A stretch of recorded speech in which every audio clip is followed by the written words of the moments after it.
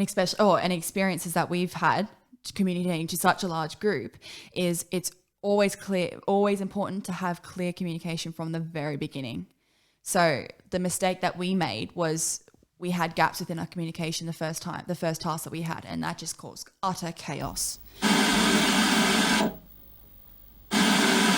In some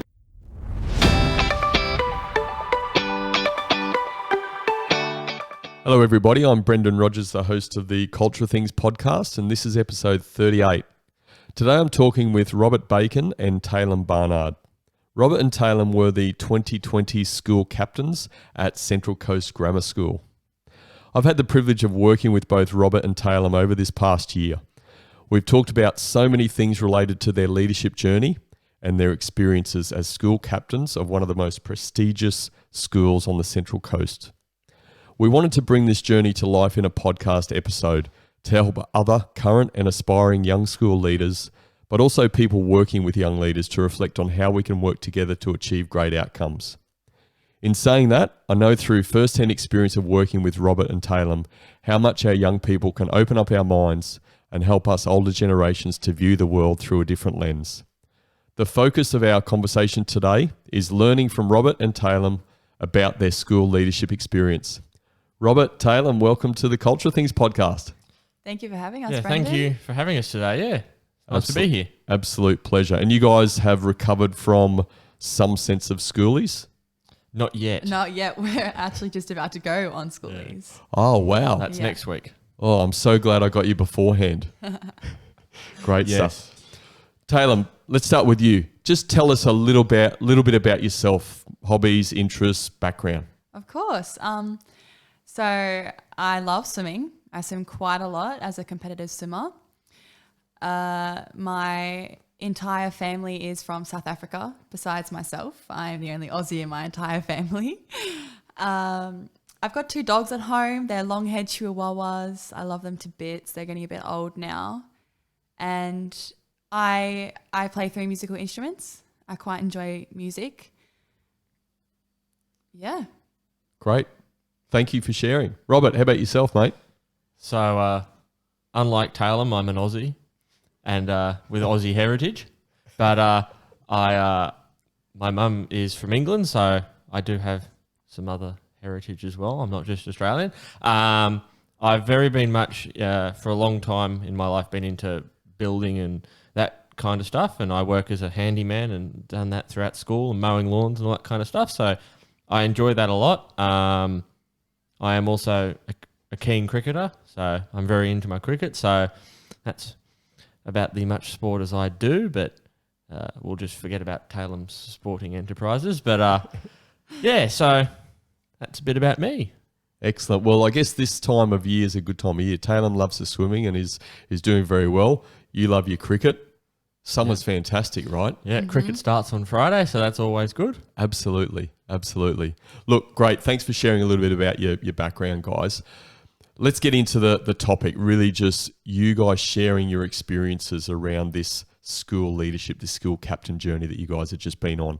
I know it's been a crazy year. We can talk about some of that stuff a little bit further into the interview, but how about you first tell us, Robert, I'll throw to you. Why did you even want to take on and put yourself in the ring for a school leadership opportunity? I think I've always been involved with leadership activities from a young age, stuff through junior school and that kind of stuff. And I've always enjoyed doing that, having that responsibility and taking on that role of leadership. And I think over the years, I don't want to toot my own horn here, but, I've kind of I feel as if I'm a good leader and I've always enjoyed doing that kind of stuff. So that's mainly why I went forward for the role of school captain, and I've enjoyed every minute of it. Great stuff. Yeah. Taylem, what's your perspective on that? Why did you want to take up something like this opportunity? Well, similar to Rob, I had previous leadership roles within the school community and outside. So I had a bit of familiarity with it. Obviously not quite to the extent. However, I believe that I've got the drive and determination to become a good leader. And I think I'm comfortable with taking on the challenging situations and taking on the responsibility of a challenging situation. And I also believe I lead by example. So I'm a strong believer that your behavior outside should mirror your behavior behind doors at home.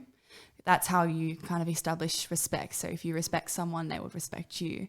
So I guess I just follow a few moral traits, and I think that's gotten me along as a truthful, honest, integral person. Robert, I'm going to go back to you. Mm. We've got the benefit of hindsight, obviously, but what do you think had prepared you quite well for the role of school captain through this year? You know, stuff that maybe happened in, you know, your journey in year 11 or even prior to that in your schooling journey, but even in your personal journey. Can you name a couple of things that may have helped you? I definitely think that I had a strong role in the school productions, especially like backstage and all that kind of stuff. And I took on a leadership role there at quite a young age compared to everyone else. And managing and leading, leading, you know, some of your cohort, especially at a younger age, especially in year 10, is quite difficult, and you definitely learn a lot from that. And I think that over, you know, those few experiences I've had there, I've had the opportunity to make a lot of the mistakes that you make early on, and that sort of, I think that gave me a good grounding to be able to work with and lead my peers especially, which is not always easy. So I think that was the main thing. I've had various incidental other roles at school working with my peers in leadership roles, and I think that's also, yeah, it's all been very beneficial to help me with the role of school captain. Was there anything outside your school environment that you felt may have contributed to, you know, what you think was a successful year in leadership for you? Yes, I attended Ripen, the Rotary Youth Program of Enrichment, I think that is, in year 10, which is a leadership weekend kind of thing, and I think that definitely on a subconscious level was very beneficial in a lot of developing my leadership skills. Definitely. Yeah, great. Taylem, what about you? What in your experience at school and otherwise outside of school, what do you think's helped you be the leader that you've been through this year? Well, my previous experiences had been in year 11, I got captain of the first netball team at school, and it was unheard of for a year 11 student to get a captaincy role in the school netball team, any team. So I was the first year 11 to get that role, which was a great confidence boost because that had been the first captaincy role I had gotten within Central Coast Grammar School. And then I followed on to get the same role again this year. But unfortunately, COVID kind of cut us short a little bit, but we got a few games in here and there. I also captain of the swim team at school. Outside of school, I had not a captaincy or like a titled role, but within the swim club that I represent for swimming, there's a lot of little kids coming up throughout the levels of squad. And during competitions or training or anything like that, I would help out if I don't have an event. You know, because they're so young and those carnivals can get very crazy.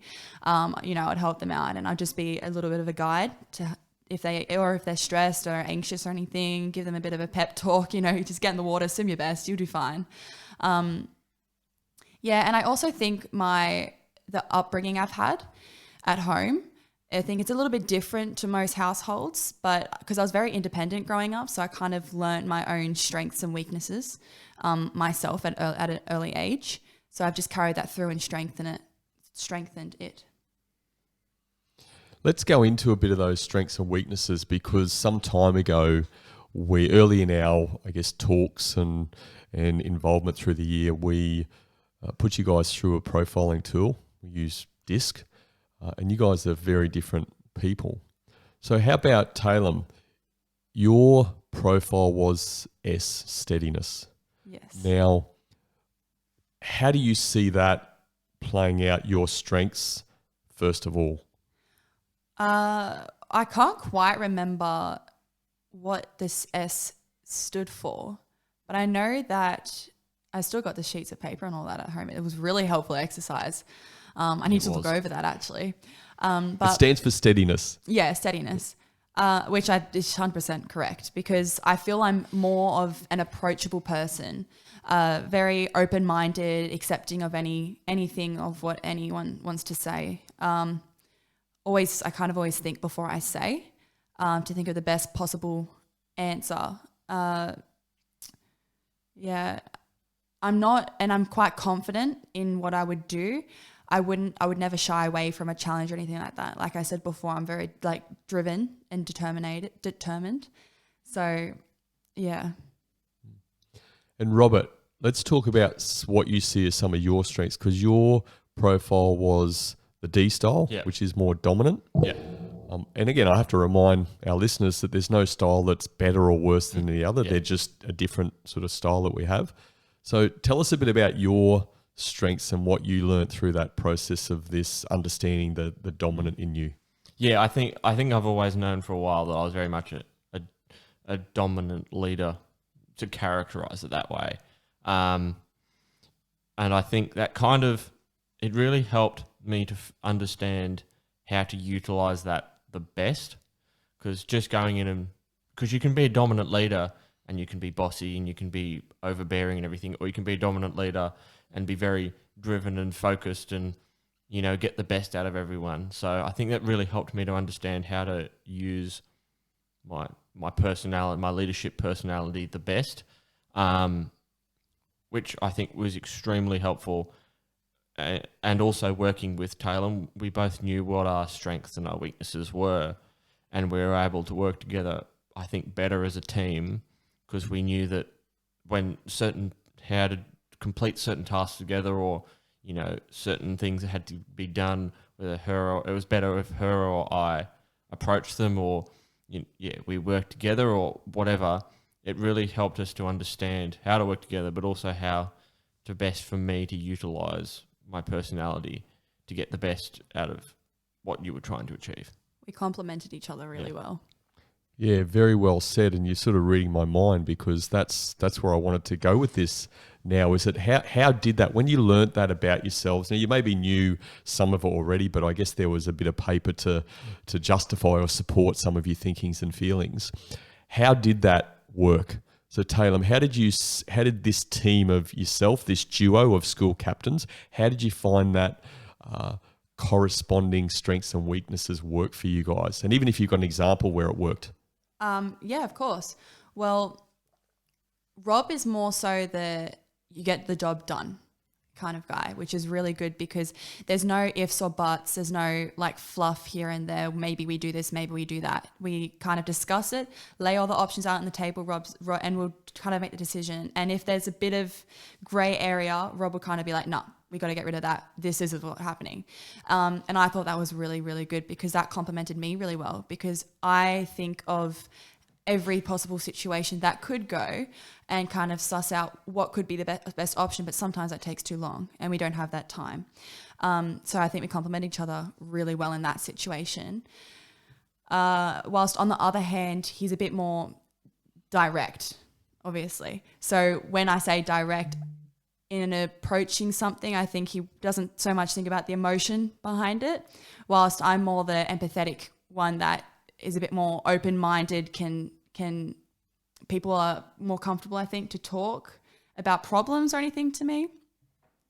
So it kind of works hand in hand because we both get the job done well, but at the same time, we don't leave any open doors or any feelings hurt in the background, because obviously not everyone's going to agree to a situation or to a initiative or anything like that. You're going to always have that one or two odd people standing out saying, no, I don't want to do this. But instead of them turning on us or even though they might have hard feelings towards us, I feel like we still get the job done, but at the same time not burning any bridges. That's how I feel we complement each other and work hand in hand. Yeah, well said again. How about you, Robert? How have you felt that the character traits of both of you have really complemented each other and worked well from your perspective? Yeah, I think it was really beneficial to firstly learn about and do that profiling, because without being informed about how we work together and what motivates us and everything, you would see me as the bossy one who's always taking control, and Talem's the one who kind of fluffs around and worries about things that don't need to be worried about. But when you look at that further and you realise how you actually work, you can apply that to situations where you know that, I will always try and get it done as quickly as possible and, just get the job done kind of thing, which in some cases, organising some menial tasks for school things, rosters, all that kind of stuff, it's really beneficial for me to be doing it. Whereas, Taylem might, want to consider every way of doing the roster or whatever, and maybe that's not the best option. But when we're looking at larger group projects or whatever, it's sometimes better to stop and think. And I think it was really beneficial for us to know, right, this is actually how we work, and it's not actually our flaws, it's actually our strengths. And that way we could work really well as a team together and get the best out of all situations. Yeah. I know we didn't do any profiling with anybody else in your leadership team, so your house captains or anything like that. That wasn't the perspective we were taking. But given some of that knowledge, how did you, Taylem, see people within that team and that house captains group that you guys were leading specifically? How did that change your approach with any of them, or learn a little bit more about them, or take a different view on how they may have reacted in a certain way? Yeah, so we had 4 houses, and each house had 2 captain, 1 male, 1 female. In all honesty, I think Rob and I predicted who was going to get those positions, and we were pretty close with the end result. And obviously you have the people that you hoped for and the people not so much. So it's not up to us to get them to work together, because they have their role and we have our role. But obviously we work together. But in saying that, we can notice from the outside, like we can watch from the outside in as to how they work together, and we could clearly notice that by the end, who was working well together as a team, who was overly dominant, whilst the other one would just kind of say yes, okay, or they would just kind of step over them. They had no say, whilst others just could never agree on something. They would always have different perspectives. And then we had one group that there would be one person doing all the work in the role, whilst the other one wouldn't be pulling their weight, but the one wasn't strong enough or confident enough to approach that, or to bring up that inconvenience in the team relationship. So yeah, we kind of observed it all, and you suggested to us we do a feedback session, which Rob and I did to each other, and we found that very beneficial, and I think they did as well, because we got great feedback from that afterwards, saying they kind of cleared the air between the team cohesion, saying, okay, you need to pick this up. It'll be really helpful. And sometimes they understood. They said, yeah, I agree. Other times they would be like, oh, okay, I actually didn't notice. Like, thank you for telling me. Whilst other times I'd say, you know what, you've been doing this really well. Like, you've done a great job on this, and it's a great confidence boost for them. And it makes them want to work harder. So yeah, we've seen it all. Great mention on feedback, Taylem. Again, you're segueing really, really well. Robert, how is feedback, looking at yourself first and foremost, how did that feedback process help you become a better leader, do you think? I think that, the feedback that Taylem and I did between each other, I think was really beneficial in, some of the things, there were no major things, that we were, either I was being overly dominant or, Taylem was bossing me around, or there was nothing like that. It was more some things we did more on a subconscious level that was really beneficial for us to realize what we were doing, because sometimes you don't realize some of the things you're doing. You're not doing it on purpose. And for us to, especially for me, it's a learning opportunity to learn more about yourself, and B, it was, for me and for us together to both work better together and be a better leader, which I think was really, it's really important and was beneficial. Yeah. And we did that, I guess, the feedback process that we went, again, there's a number of ways to do this, but we did a certain feedback process with you guys earlier on in the year. I want to ask you this, Robert, first of all. Yep. So if you could, based on the year that you've had and the reflection, what would you say is Taylem's single biggest leadership strength? I think her biggest leadership strength is probably the way she works with the cohort. I think she doesn't, not clean up after me, but there's a lot of instances where, especially from learning more about ourselves, we'd know, right, well, this situation, it's probably better if Taylem goes off and deals with it, or I go and do it, or whatever. But I think Taylem's biggest strength is working with everyone, and I think compassion is not the best word, but showing a bit more compassion, and some instances where maybe the more direct approach isn't the best approach. So I think that's probably her biggest strength. Yeah. Taylem, how about you? What would you say is Robert's biggest leadership strength that you saw through the year? I would say assertiveness. And why I would say that is, like I said before, he makes sure the job will be done. Even if that sometimes means a corner needs to be cut or a hard decision needs to be made, it will be made to get the job done. And like you said, sometimes it's not always the best decisions made, because it could be a bit more, it could be approached in a better way. And I think that's where I come along. But yeah, definitely getting the job done, his assertiveness in his role. And with this one, I'm going to start ladies first, definitely. Yeah. So let's look at the flip side of this again. We always love to do that. This again. So Taylem, putting you on the spot, Robert's Yeah. going to have a little bit of time to think about it, I suppose. But what would you say over the course of this year is an area where Robert could make some improvements that would really help his leadership? Yeah. Just Okay. one. Yeah, Just yeah. one. I don't want to make him sound like he doesn't have a heart or anything, but I think just considering our cohort as people, I think some emotion could be put into his role, if that makes sense. Because like we've been saying, I'm a bit more of the compassion side. Obviously, I still help him getting the job done and all that, but I feel like he can consider people's emotion and also hear their perspective a bit more. So be a little bit more open-minded in the way we approach things in the role. Yeah. Great. Robert, now's your chance, mate. What would you say to Taylem? What sort of feedback would you give her around just an area that you feel that could help enhance her leadership approach?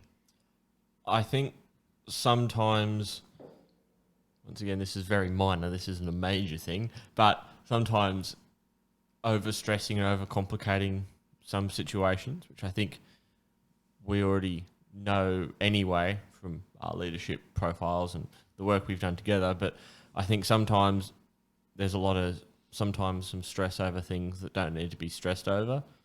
And sometimes, the little things that in some cases don't matter. There's some that are more focused on. And, in some instances, it's just better to move on and keep going rather than keep stopping to worry about the very small things, which, from my point of view, don't matter sometimes. Yeah.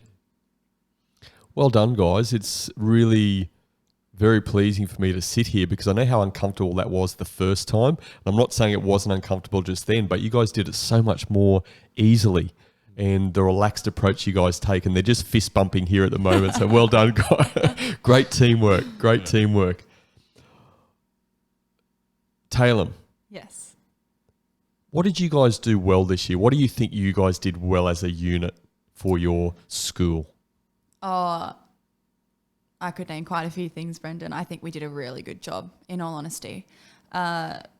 We had received also a lot of feedback from teachers, parents and students, and obviously the higher ranking staff at school, like the heads of different levels of school, junior, middle and senior, that we had been doing a really good job. And that's obviously good to hear, because then we know we can keep doing what we're doing. I don't think we received any complaints, which is great. But yeah, I think we really utilised our cohort. We built a relationship with our cohort, you know. And also I found that our roles, when we found out we got our positions, it didn't change our attitude. So we didn't we didn't have the mindset of, look, I'm captain, you have to do what I say. Like, I'm higher ranking than you, you've got nothing on me. You know what I mean? We did not have that attitude at all. We kept modest, the way that we should approach any situation, thinking the same way that any other person in our grade would. Then that further allowed us to reach out to other grades in the school. Because every year, I know in the interviews, and I know both Rob and I in our head prefect interviews, we were asked, what is something you want to change within the school community?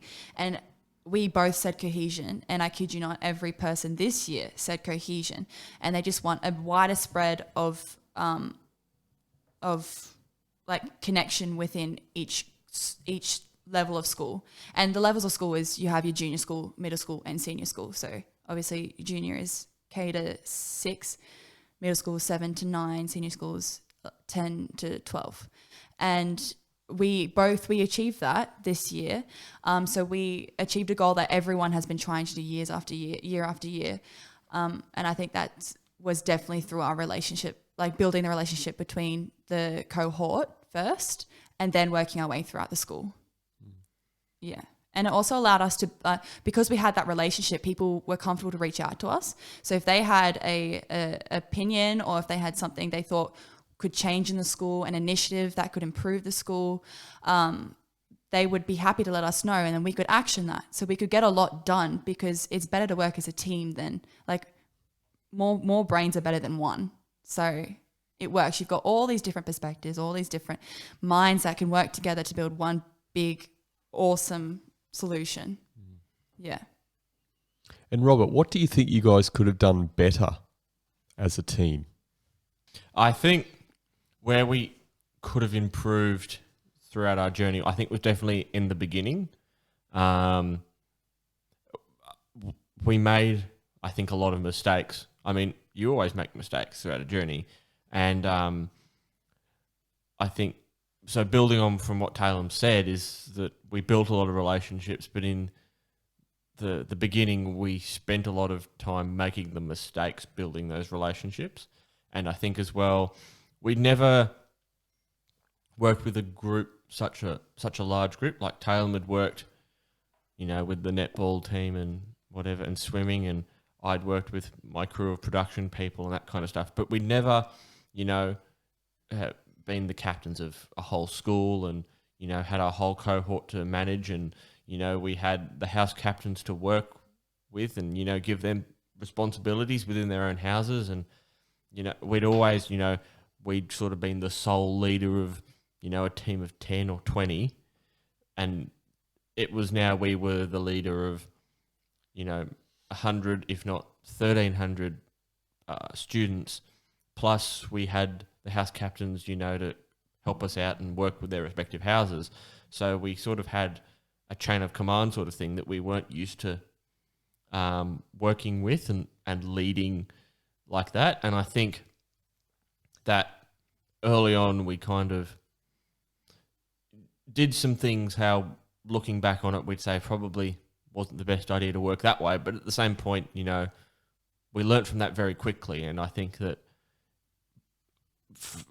a good, not too far into our journey, we were doing most of the things right all the time, which I think was, yeah, there were some areas that we could have originally, you know, done a bit better, but quite quickly we were going from stride to stride and doing really good things. Yeah, we very quickly learnt from our mistakes in the beginning, because obviously we that's when we were learning each other. Like, that's how we were learning how each other work together. So once we established our relationship, then we could move on, because we had such a high ranking like set of authority that we weren't used to, and we just had to get used to it. You know, we had to speak to a large, like a whole student body and then a whole school, you know, so it's a bit of taking used to.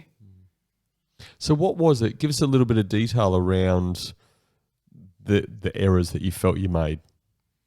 So I think originally between the two of us, it's definitely an error more on my part, but I think learning. It's always the guys. Yeah, I know. You've already learned that. Yeah, and even if you didn't, it's still your fault. Absolutely. Yeah.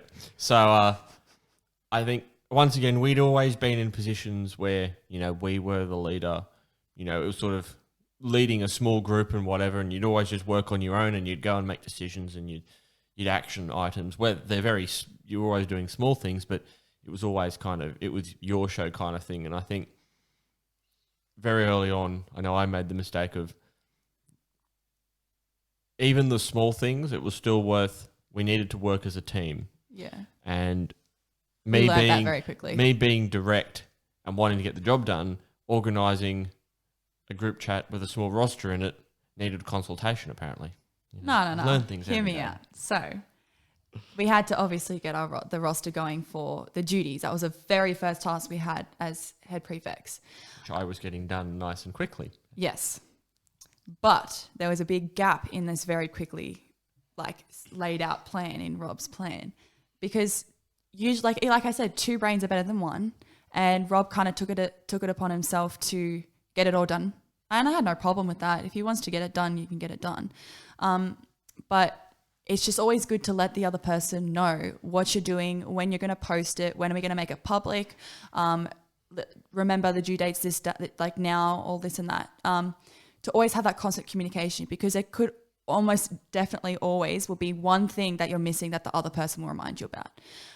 So like in this instant, I saw the roster that Rob had posted onto the chat, and I had looked at it, and there was all these tiny little errors here and there that sparked such confusion within the cohort. So it was just chaos. It was utter chaos within the chat. And I got so furious at Rob, because it could have been avoided very easily if he just had consulted me for flick me through an email that I could read within 10 minutes. I could get back to him. We could have posted it and problem averted. But we learned it quickly. Yeah. So I had a little crack at Rob, had my spiel at him, let it all out. He was like, okay, I understand where you're coming from. Let's not do this again. We fixed it, and we've moved on. No hard feelings. So in that great example, and I know I do remember some of those conversations from way earlier in the year, what is it that you wish you had prior to you guys being school leaders and head prefects that potentially may have been able to help you even not have to make that sort of mistake? For myself, I feel like if I had more experience with working such a mass with such a mass group of people to lead them, would be a lot more helpful. Like Rob mentioned before, we both have only worked with, like, my netball team would be 10 girls. I don't know how many boys or girls Rob would have on his cricket team. I've got my swimming club, which is quite large, but I mean, you still have your coaches, your parents and everything. Like, you're not solely there yourself. So I had never had such a large group of people that I had to, that were answering to me. So I had to always be on the ball. I had to know what's happening all the time, know the details as well, because the questions that are asked, you can't be like, I don't know. Then who else are they going to ask? The question's not answered. You are their go-to, and then once you say, I don't know, then they kind of lose that trust within you, and they won't come to you as often, because they're like, oh, Tay wouldn't know, or Rob wouldn't know. Don't ask them, you know? Yeah, and I think we did that well. Yep. We picked it up later on. Like we said, we made those hiccups at the beginning, and we learned from our mistakes very quickly, because you have to. Like, it's not that one mistake and you've got ages to figure it out or fix it. Like, you're going to have something coming up the next week. Yeah, so I would definitely say working with a large group of people like we are now earlier on, so we could get used to the habits and the way of dealing with these, like, the different situations. What about for you, Robert? Is there anything different that you felt could have aided your better handling of a situation like that? I think having leadership opportunities, you've always worked in you've had leadership teams and whatever, but working with a partner who's on like the same level as you, to lead a group, I think, that's building on from what Taylem said. Having a partner to learn to lead with was something that we had to do, but we learned that very quickly, and yeah. What about the speaking opportunities that have come from your role, talking to large groups of people? Taylem, I know you were quite anxious about that sort of stuff in the early days. It's not something you've done a lot of. Tell us a little bit about your feelings around that from in the early days to how you feel about that now. Of course. So I've never had a problem with speaking in front of a large crowd, or like if you've got a class assessment, you have to do a speech or a presentation. I've never had a problem with that because I would know I'm always prepared. So also on the sporting field, I always have to perform in front of a crowd. It's not something that's not something that's new. I've dealt with it my entire life, so it's not. I'm used to it. I'm fine with that. But the thing that I really struggled with is being put on the spot, because obviously in our role, it wasn't anything to do with sport or a presentation, you would say. It was more so you're doing a speech, you're doing an introduction, you're going to be introducing a speaker, you have to give a blurb. You could be emceeing, you have to be reading off a what are they called? A run sheet. Things like that that got to me, because I'm not a very strong reader. I've mentioned before, but I've got dyslexia, and it's been something I've struggled with for a long time. That's especially in English in school, obviously. So reading is actually quite a big difficulty for me. And I have glasses, but I wouldn't wear them on stage. So that makes it a little bit harder, But I have improved like immensely in that field. And Rob's nodding his head because he can tell, because at the very beginning, we would have to speak in front of the entire school, because that was during our services, and then we'd have to speak in front of senior college, which is 3-year groups for assembly, and that would be either on the fortnightly and also on the weekly.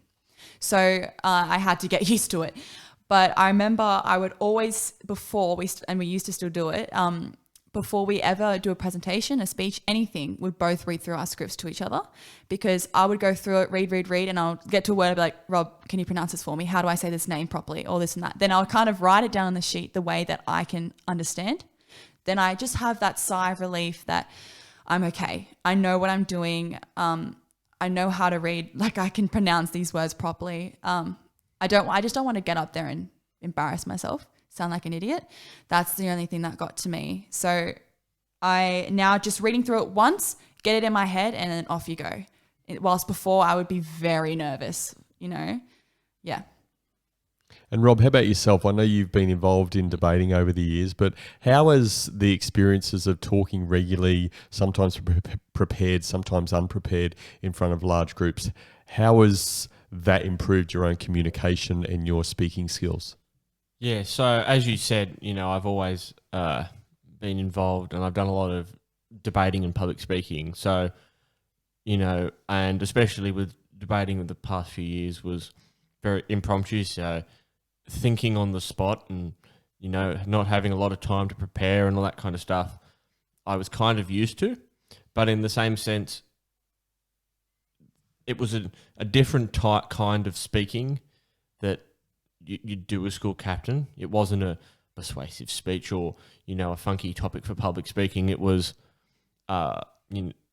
yes, the speeches at assemblies, but they were always, quite easy because you'd prepared those before. It was the impromptus,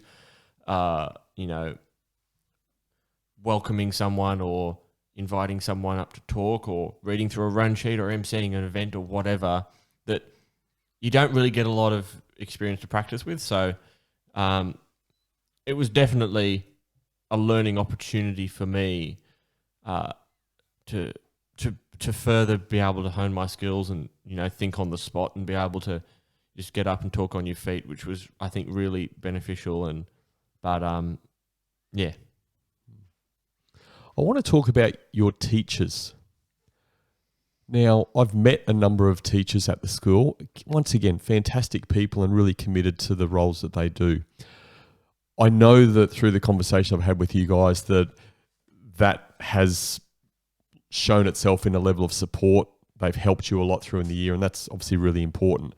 I don't want to go on to that. I just want to ask you guys each, if there was something that you wish the teacher or teachers as a collective has helped you, could have helped you with prior to coming into this role or even during the year, what would that have been for you, Robert?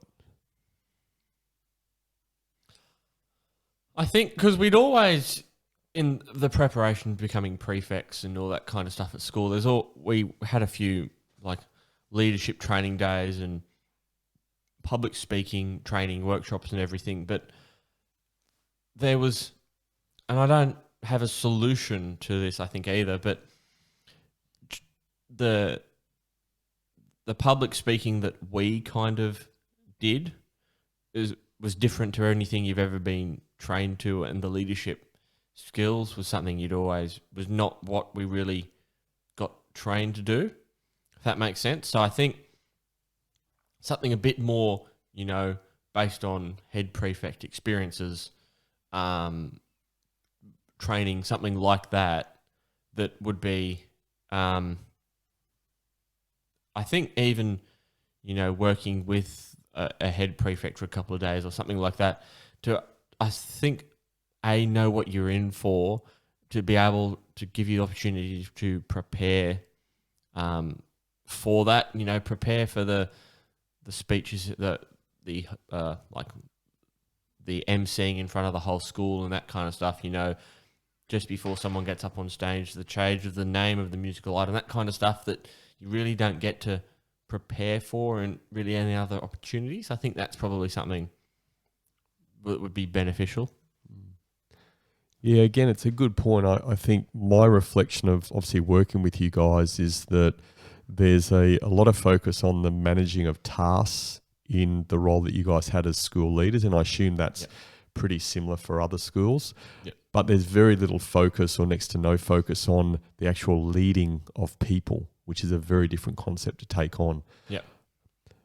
Taylem, how about yourself? Is there anything that you wish that the teachers really could have helped you with, either previously or through the year, that really would have been advantageous to your leadership? Yeah. In all honesty, I don't have anything that I wish they would have done, because a lot of the things that I hope they had of, they did, I found, because that's just in my personal opinion, because I thought the teachers were very supportive, obviously certain teachers here and there, like obviously not everyone, but I found that they were very supportive, because we had reached out to teachers quite often, or staff, especially the media department. And they were always ready to help us. They were ready to take anything on board. They would be giving us the advice back saying, "Ooh, I don't think we can do that within our school. Like, there could be regulations and all this and that." Or if I know that if we had a question or we had a query about something that we had an idea about, initiative, we would go ask one of the teachers that we're close to, or we got a good relationship or are happy to help, and they'll point us in the right direction. So we knew where to go. We'll go approach the next person. They would be happy to help. If not, pass us on to the next person. It was never really a dead end. I feel like they always wanted to provide us with the resources that we required, because they wanted just to help us be our best. And I know I received a lot of good, positive feedback from teachers at the school. And sometimes it could be through someone else, or it could be directly. And like I mentioned before, it's a really good confidence boost, saying, "Okay, I am doing a good job. I'm doing the right thing. Just got to keep it going." I think another thing in terms of support from the teachers and the staff at the school, I think we found we got a lot more support from where we didn't expect it. From your classroom teachers, the media department, that kind of, the admin staff, that kind of stuff that you didn't expect it from. And we got less support from the higher ups of the school who we were technically reporting to, and they were technically supposed to work with us the most. And I think we found we got a lot of our help from our classroom teachers or whatever, who we got to develop close personal relationships over the years. And I think from the higher ups of the school, not in all cases, but in a lot of cases, is where that we could have got more support some of the time, without naming specifics, but especially some people at the very top we would have thought we would have liked to have more interaction with and more support from them. Yeah, I 100% agree with Rob, because we're, like you said, we're reporting to them. That's like our technically speaking, they're our boss. So they would give us a task or anything like that. And we would have questions about it, but they would more be like, oh, very, very grey area, very up in the air. So we would kind of just take what they say, take it and run with it. Make it into our own, or get the job done, hand it back, and they'll be like, yeah, that's fine. And go and, There's no guidance. They gave us no guidance at all. Whilst I think what we were used to is obviously the classroom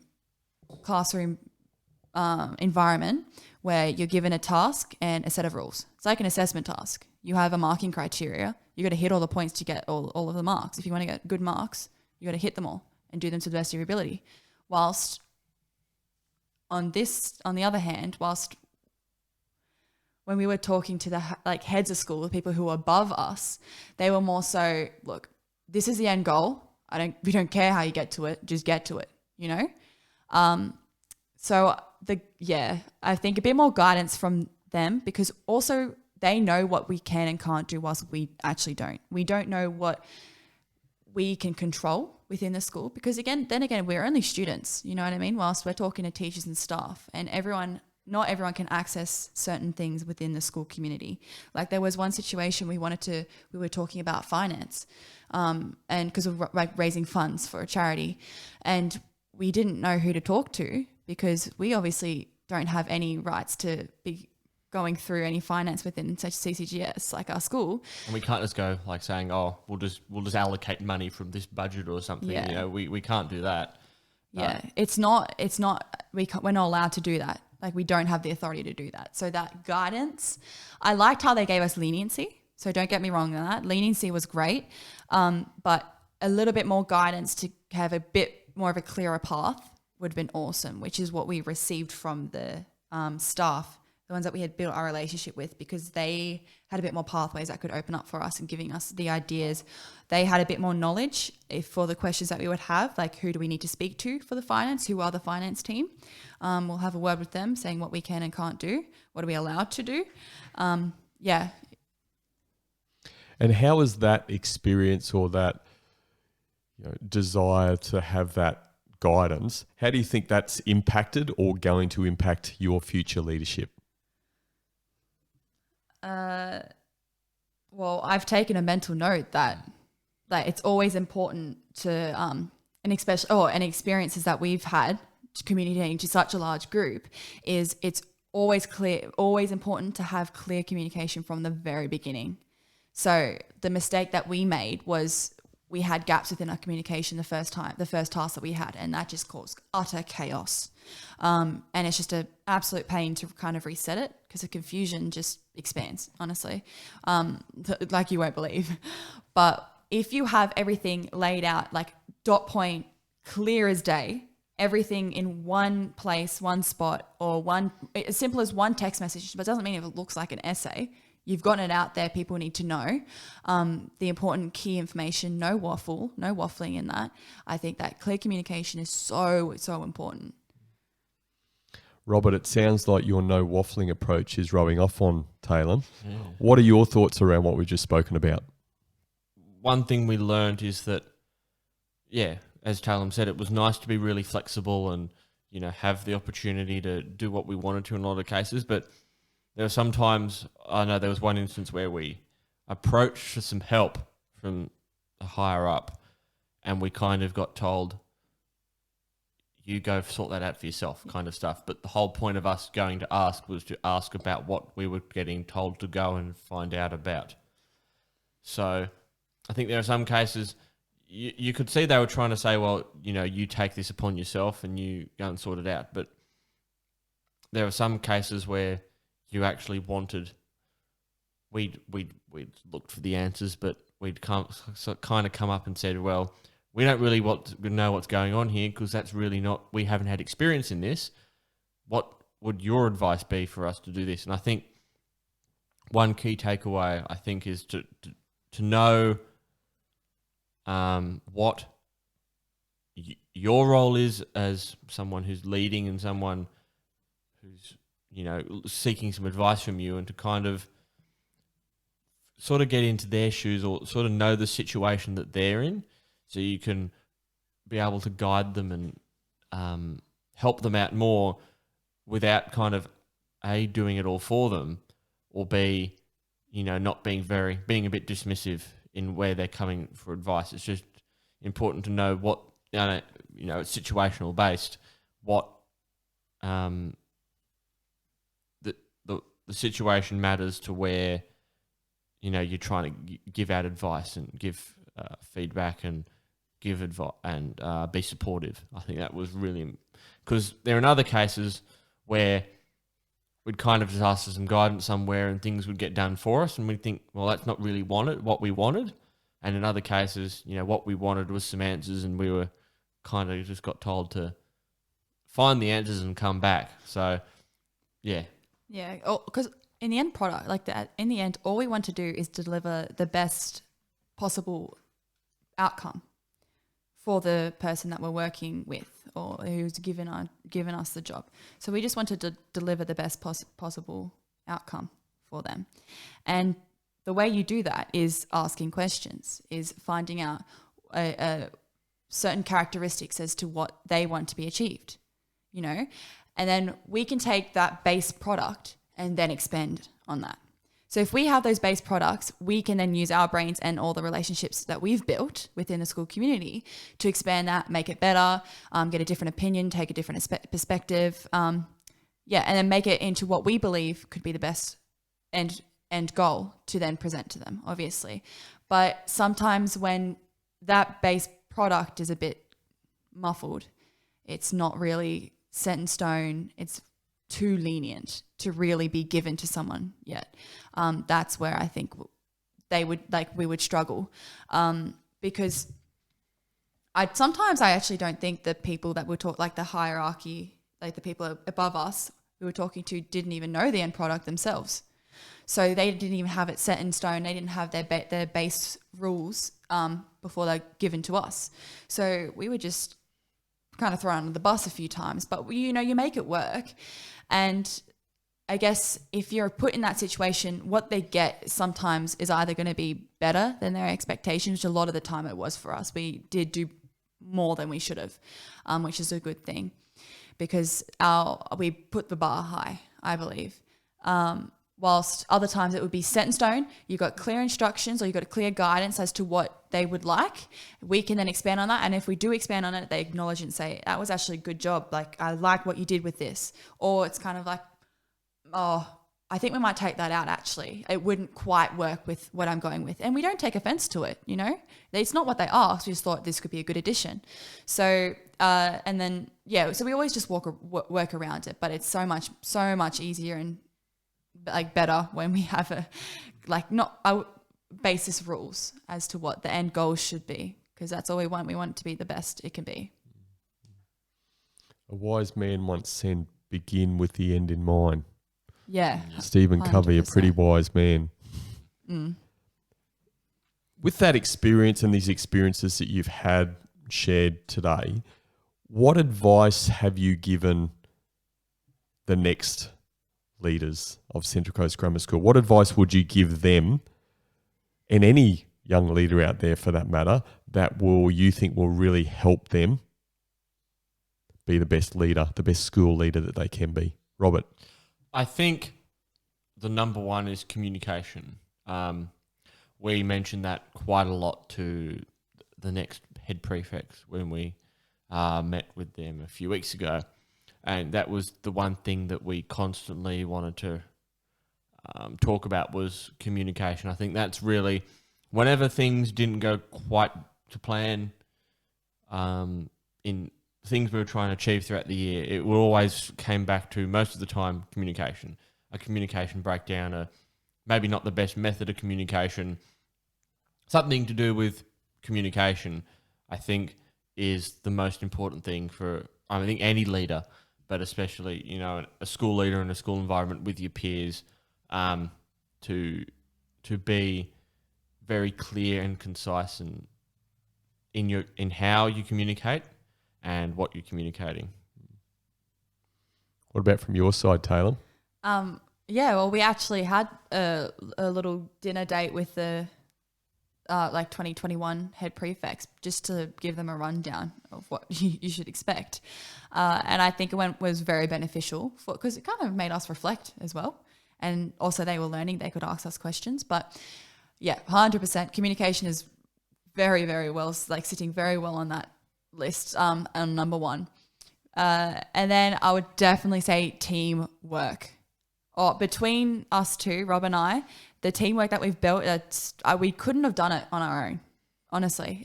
So you need to work well with your partner, because like in that job, they're literally your other half. It's not an individual job. In everything that we did, I know, like if it's emails, if we're trying to get initiative done, doesn't matter whose individual initiative it was, we communicate it as we. So it's always a combined job or a combined initiative, a combined task. Even though one individual could be doing it, only one of us could be doing it. It's always we.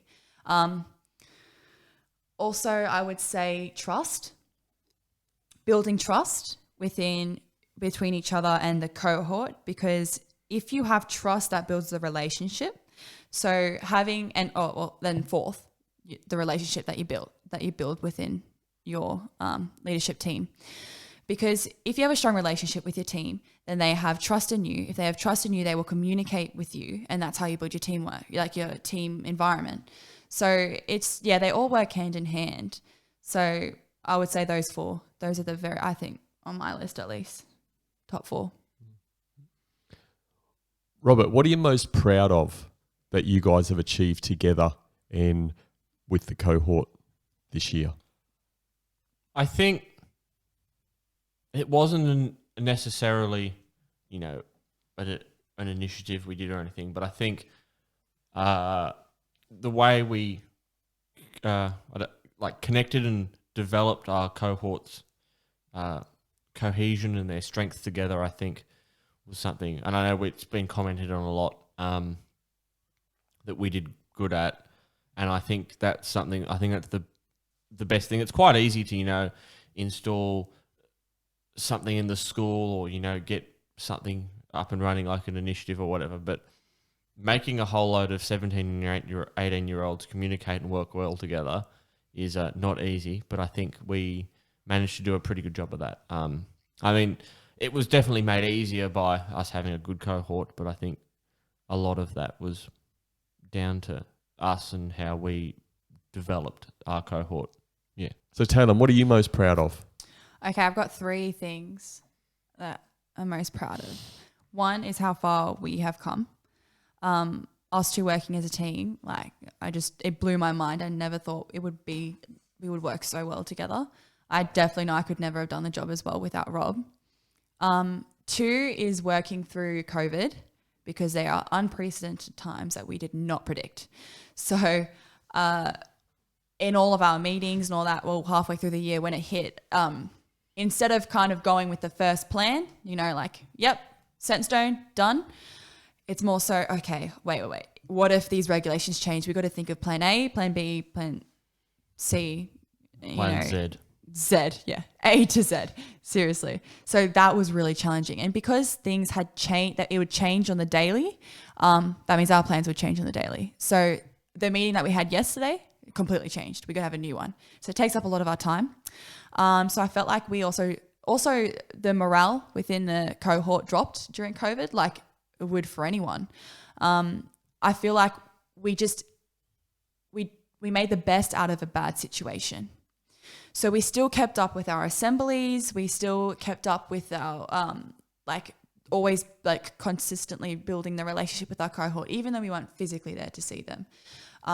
Just little things here and there, like posting something on a messenger group chat, or posting something on on Facebook or in my CCGS, or it could be an activity that we do. I feel like we just kept that engagement going.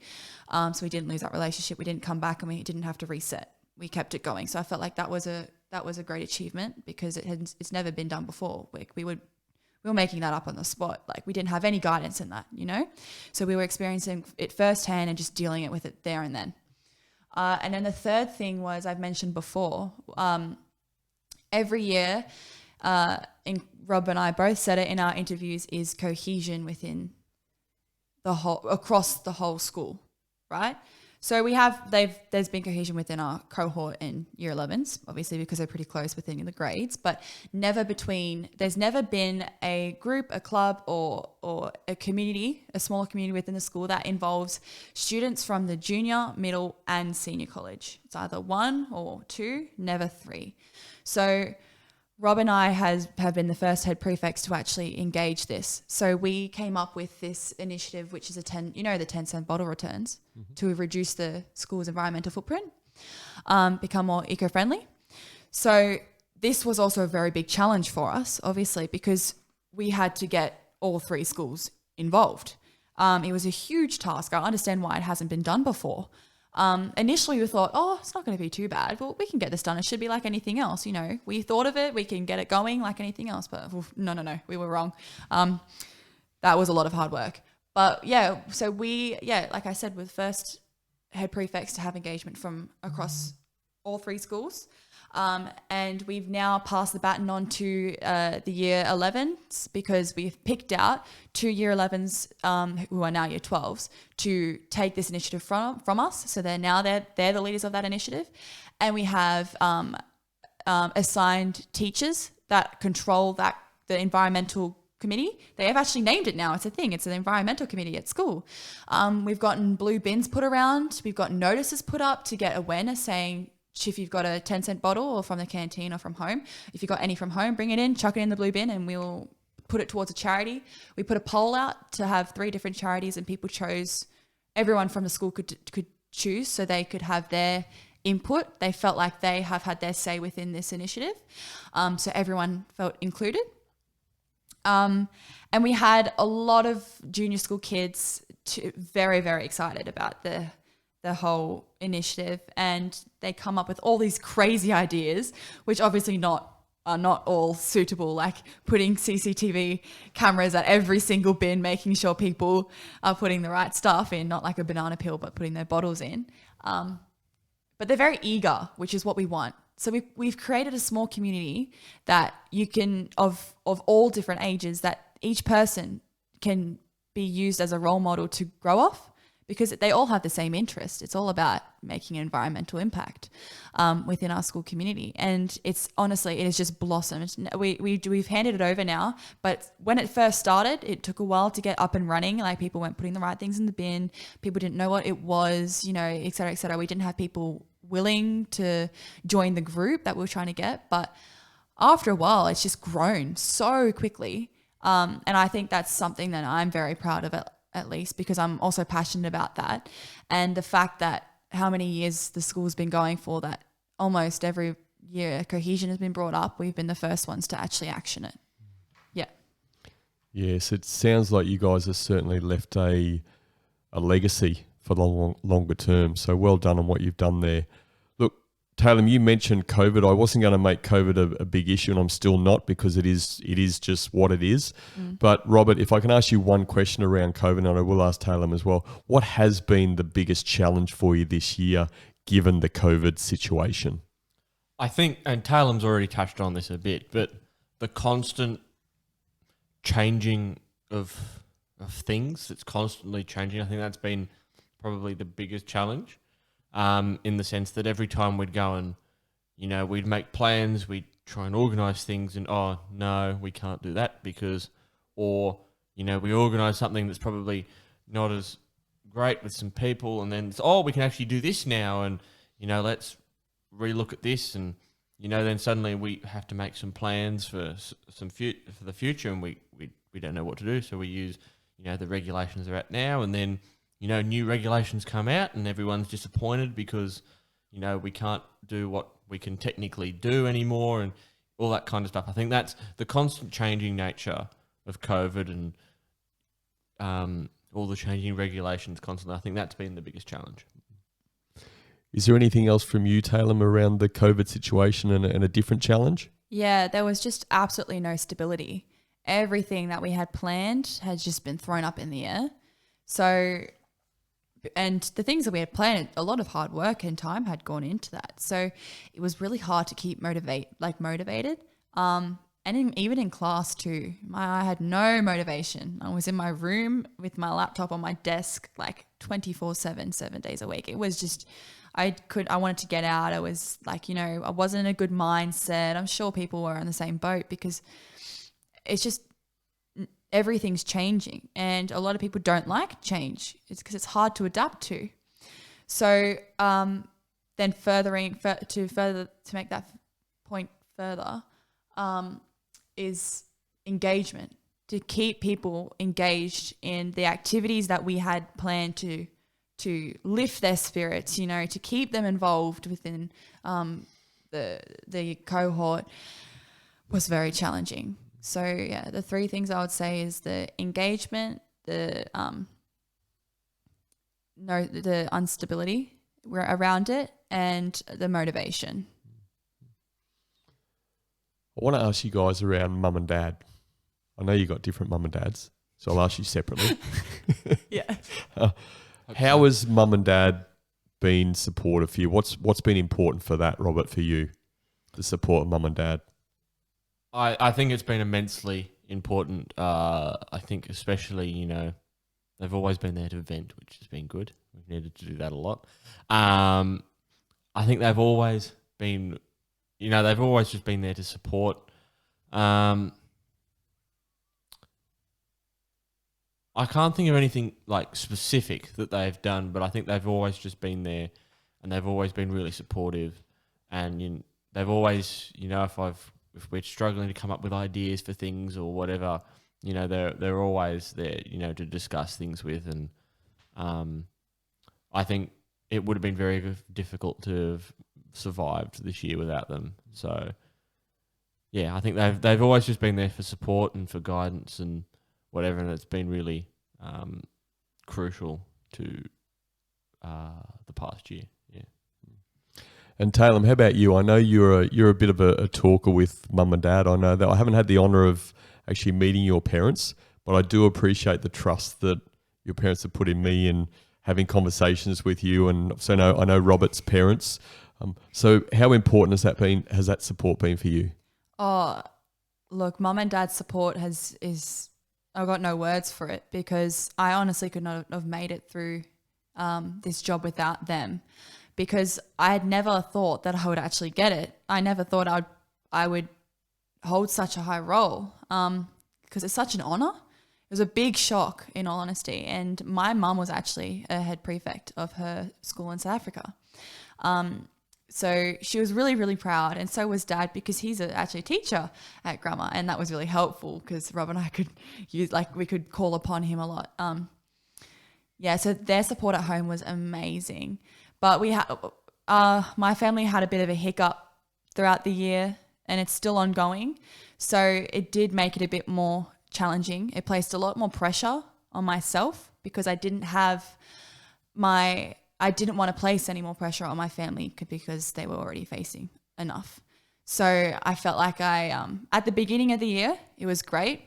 That's a full support throughout the whole year, but at the beginning it was really strong, getting kicked up, started and going. But I think once I kind of got used to the role, started knowing what needs to be done, and growing in myself, my confidence as well, that's when the hiccup kind of hit and everything just kind of changed. Yeah. So it's been good. We've dealt with it, but yeah. What's next for you guys? So you've finished school, you've got this, think further than schoolies, only next week away, as you said, but what's after schoolies for you, Robert? So I'm hoping to go to the Defence Force next year and go to ADFA there, and become an airfield engineer in the Air Force. So I've got through all the defence interviews and everything, and I'm in on the Defence Force side. So now it's got to wait for the ATAR to come out on the 18th of December to find out if I get into the uni part, and then I'll hopefully be off there on the 15th of January. Good luck. Thank you. Yeah. Taylem, how about you I'll after miss school? What's your next journey hold? Okay. So, unlike Rob, I am going to take a gap year. And the reason being, my thought behind it is I've had 13 years of schooling. I can take a year off because the degree that I'm hoping to get is a 4-year degree. So I don't have the motivation. I don't have the mindset to go straight back into school. And I've got a lot of things that I want to do, which I cannot do on top of school. So during the gap year, obviously I'll be training for swimming, see what I can really do, where that can take me. So I'll be doing that full time. But I've always wanted to learn sign language, right? And because I won't be in school, I won't be learning anything new within that gap year. I was looking at maybe taking a TAFE course in sign language for Ausland, and I looked into it for me to get my Cert 3. I think it was something like a year. So that works out perfectly, and it's a really, really good skill to have for the job that I'm looking for. And I also am hoping to get into the fireys if I can make the cut. If not, I'll try again next year, but I'm going to do that this year and obviously just work, like anyone else. But then in 2022, I will be, hopefully if I get the ATAR, I'll just defer if I do because I've got early entry. I'll defer if I do get the ATAR. I'm hoping to go to ACU in Canberra, and I'll train at the AIS for swimming there, and do a Bachelor of Paramedicine and Nursing. So my ultimate goal in life that I've always wanted to do since a little girl was be a paramedic, but not just a generalized paramedic. I've always wanted to be a special operations paramedic. So I'm just thinking if I've got and then I've got nursing under my belt too. If I can, maybe I can work in the ER, who knows? But I mean, if I've got sign language down pat, if I have some experience as a fiery, very strong swimmer, hopefully I'm able to get a job as a paramedic and then work my way up to the special operations. Fantastic. Well, I have to say it's not surprising to me that both of you are destined for service. It's really been a foundation of, I guess, what we've learned about, what I've had the privilege to learn about you guys over this year, and obviously serving your school community and then going on to greater things in the service of country and people and helping other people. So it's certainly a good foundation of your own leadership development and skills. So well done. Guys, I want to thank you very much. This is your first podcast interview ever, isn't it? Yeah. Yes, it is. Well, thank you for honouring me with your presence and Thank you for having us. No, thank you, Brendan. Absolute pleasure. Look, I just want to say it has been a real honour and a privilege to spend some time with you guys this year. I've learned a lot. I hope you guys have learned a lot. Really, you guys are impressive young people. Well done to Central Coast Grammar School and your parents, respectively, in the people they've helped you become. Fantastic. I know you guys, whatever you put your minds to and you've shared that, you guys will excel and do a fantastic job. So well done. And thank you very much for being the first student guests on the Culture Things podcast. Thank you. Yeah, thank you. It's been an once awesome again. experience.